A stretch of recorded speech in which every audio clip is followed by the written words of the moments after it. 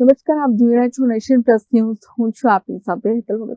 ભારત સરકારના આદેશ અનુસાર દેશભરમાં ગર્ભાશયના કેન્સર નિવારણ માટે વિશેષ અભિયાન ચલાવવામાં આવી રહ્યું છે, જે અંતર્ગત પાટણ જિલ્લાના રાધનપુર સ્થિત રેફરલ હોસ્પિટલ ખાતે એચપીવી રસીકરણનો ભવ્ય શુભારંભ કરવામાં આવ્યો છે.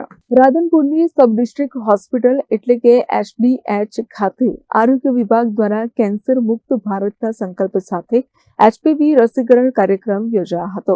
આ કાર્યક્રમનું ઉદ્ઘાટન રાધનપુર રેફરલ હોસ્પિટલના સુપ્રિન્ટેન્ડન્ટ ડોક્ટર કે પંચાલના હસ્તે કરવામાં આવ્યું હતું.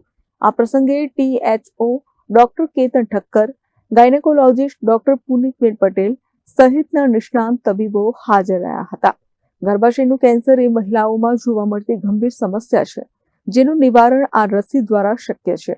અભિયાનના પ્રથમ દિવસે જ મોટી સંખ્યામાં વાલીઓ પોતાની 15 વર્ષથી નીચેની દીકરીઓને લઈને હોસ્પિટલ પહોંચ્યા હતા. અર્બન મેડિકલ ઓફિસર અને પેરામેડિકલ સ્ટાફ દ્વારા રસીકરણની પ્રક્રિયા સુચારુ રીતે હાથ ધરવામાં આવી હતી. અધિકારીઓએ મીડિયાના માધ્યમથી જાણકારી આપી હતી કે આ રસીકરણનો લાભ દરરોજ સવારે 9 થી બપોરે 2 વાગ્યા સુધી લઈ શકાશે. ભારતના માનનીય વડાપ્રધાનશ્રીએ ભારતની તમામ જેને 14 વર્ષ પૂરા થઈ ગયા હોય પરંતુ 15 વર્ષ પૂરા ના થયા એવી છોકરીઓ માટે સર્વાઇકલ કેન્સર એટલે કે ગર્ભાશયના કેન્સરની રસીની શરૂઆત કરેલી છે. એના ભાગરૂપે આપણે પણ આજે રાધનપુર રેફરલ હોસ્પિટલ ખાતે આ એચપીવી એટલે કે હ્યુમન પપિલોમા વાયરસ નામની વેક્સિનનો શુભારંભ કરેલ છે.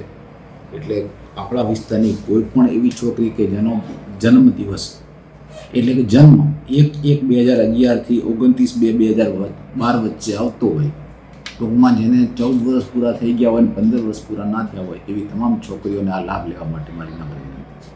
કેન્સર સામેની આ લડાઈમાં વેક્સિનેશન એ સૌથી મોટું હથિયાર છે.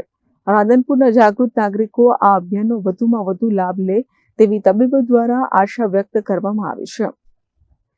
Bureau report, Nation plus news, Patan.